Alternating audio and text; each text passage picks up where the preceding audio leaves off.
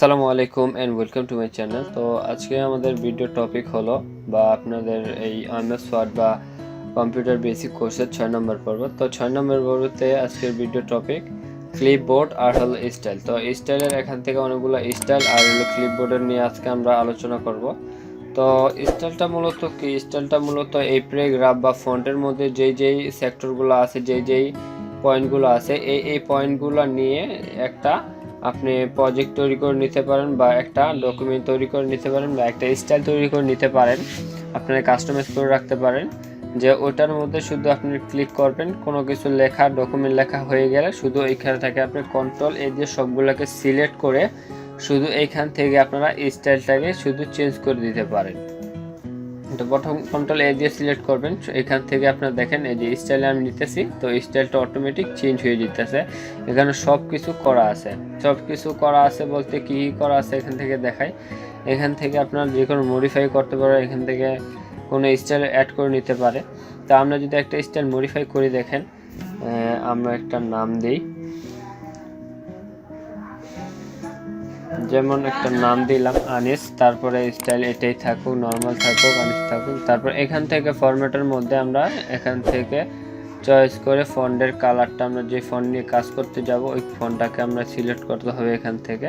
তো আমি এটাকে সিলেক্ট করে নিলাম, সাইজটাকে একটু বাড়িয়ে নিব। তারপরে বোল্ড করলে আপনারা বোল্ড করবেন, বা ইটালিক করলে ইটালিক করবেন, বা আন্ডারলাইন করলে আন্ডারলাইন করবেন। তো আমি তিনটাই একসাথে দিয়ে নিলাম। তারপর দেখেন প্যারাগ্রাফের এখানে সবগুলা অপশন আপনাদের এখানে আছে। তো প্যারাগ্রাফের আপনারা যদি দিয়ে চান এখানে প্রিভিউ দেখাবে, তো আপনারা এভাবে দিয়ে নেবেন।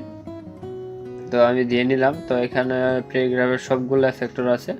তারপর কি করবেন, ওকেতে প্রেস করবেন।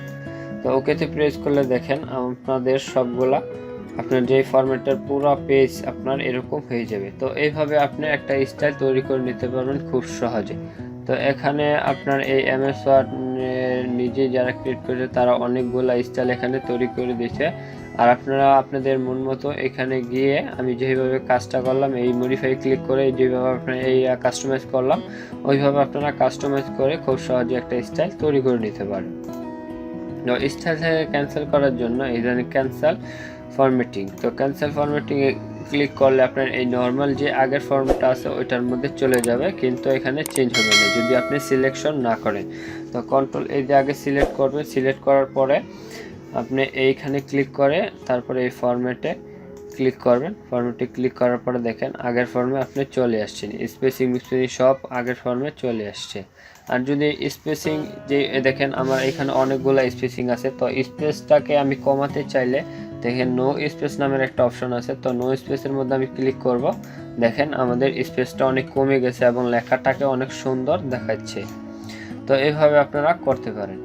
তো এটাকে আমি কি করব, এটাকে আমি একটু হেডার করে দিই, একটু বোল্ড করে এটার সাইজটা একটু বাড়িয়ে দিই যাতে একটু সুন্দর দেখায়। দেখেন লেখাটা আগে থেকে একটু সুন্দর দেখা যাচ্ছে, এটা হেড। তো এইভাবে আপনারা স্টাইলটা করতে পারেন খুব সহজে। এই যে এখান থেকে গিয়ে নিউ সিলেকশন ফরম্যাট এগুলা সিলেক্ট করতে পারেন। আর এগুলা এটা কিছুই না অ্যাপ্লিকেশন স্টাইল, এটা কিছুই না, এটা শুধু নাম টোম।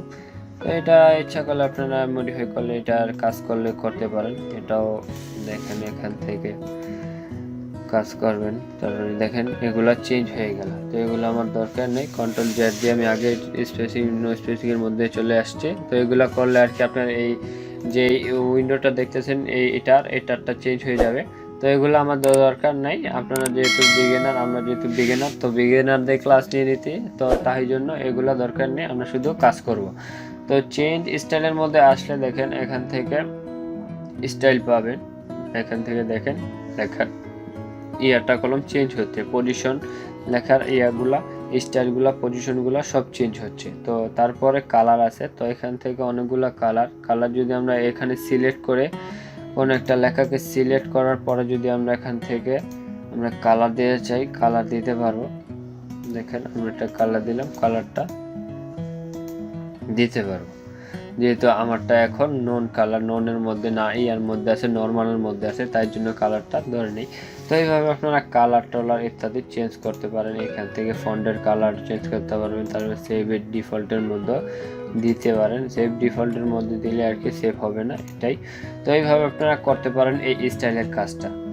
তো তারপরে দেখাবো হলো আপনার এই কপি পেস্টের কাজ। তো কপি পেস্টের কাজ দেখাই। এখান থেকে আপনার এই ফন্টটাকে আমরা কপি করব। কপি রাইট বাটন, মাউসের রাইট বাটন ক্লিক করলে এরকম একটা উইন্ডো চলে আসবে। এখান থেকে আপনারা মডিফাই করতে পারবেন, কপি পেস্ট, তারপরে ফন্ট, প্যারাগ্রাফ, তারপরে এখানে হলো বেল্টার নাম্বার। তো এগুলো অনেকগুলো আছে, স্যাম্বল টম্বল আছে। এখান থেকে স্টাইল, এখানে প্যারাগ্রাফের যে ফন্ট বা প্যারাগ্রাফের ইয়াটুগুলো আছে, তো এখানেও আছে। তো সিলেক্ট করার পর এইভাবে আপনারা রাইট দিয়ে মাউসের রাইট বাটন দিয়ে সিলেক্ট করতে পারেন, বা এখান দেখেন ক্লিপবোর্ডের অপশনে এখান থেকে আপনারা করতে পারেন। কাট করলে এখান থেকে একেবারে আপনার মুভ হয়ে যাবে। তো আপনার যেই অংশতে আপনি শুধু এটাকে নিতে চান ওইখানে কন্ট্রোল বি দিবেন, বা পেস্টে আপনারা ক্লিক করবেন। এখানে পেস্ট আছে, পেস্টে আপনারা ক্লিক করবেন, তাহলে হয়ে যাবে। তো আসলে আমরা বুঝতে পারলাম কপি কি, কাট কি, আর হলো আপনার এই পেস্ট কি। আর কপি করলে কি হয় দেখাই। কপি করলে আপনার জিনিসটা এই দেখেন, কপি করার এই জিনিসটা এখানেই থাকবে। শুধু আমরা যেই জায়গায় আমাদের দরকার ওই জায়গায় নিয়ে আমরা কি করতে পারবো, পেস্ট করতে পারবো খুব সহজে। আমাদের যত খুশি অত পেস্ট করতে পারবো, কিন্তু এই জায়গাটা এই জায়গাতেই থাকবে। এটা হলো কপি করার আর পেস্ট করার ফর্মুলা। তারপরে হলো কি, তারপরে এই ক্লিপবোর্ডের অপশনে এখান থেকে একটা বাটন আছে, তো এখানে আমরা ক্লিক করব। ক্লিক করার পর দেখেন এখানে হোয়াট লেখাটা চলে আসছে। হোয়াট লেখাটা চলে আসলে কারণ আমরা শুধু হোয়াটটাকেই কপি করছিলাম।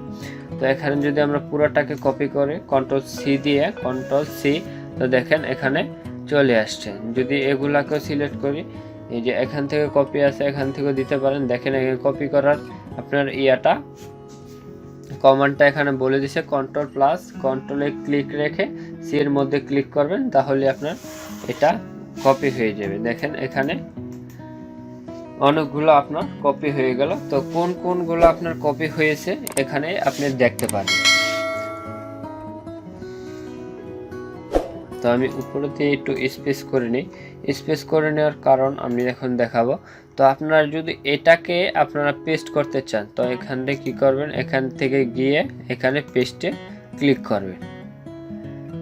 আর যদি আপনি চান সবগুলাকে একসাথে পেস্ট করবেন, সবগুলো এখান থেকে কন্ট্রোল বি দিলেও হবে, বা এখান থেকে আপনারা ক্লিক করলেও আপনাদের সবগুলো পেস্ট হয়ে যাবে।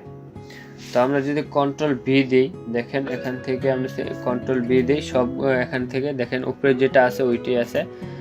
তো এখান থেকে আপনারা সবগুলা, আর যদি সবগুলা করতে চান পেস্ট, আর সবগুলো যদি একসাথে পেস্ট করতে চান, এখানে পেস্ট অল নামের অপশন আছে। তো এখান থেকে ক্লিক করুন, যতগুলো আপনারা কপি করছেন সব একসাথে পেস্ট হয়ে যাবে। তো আমার দরকার না, এখন কেটে দিব।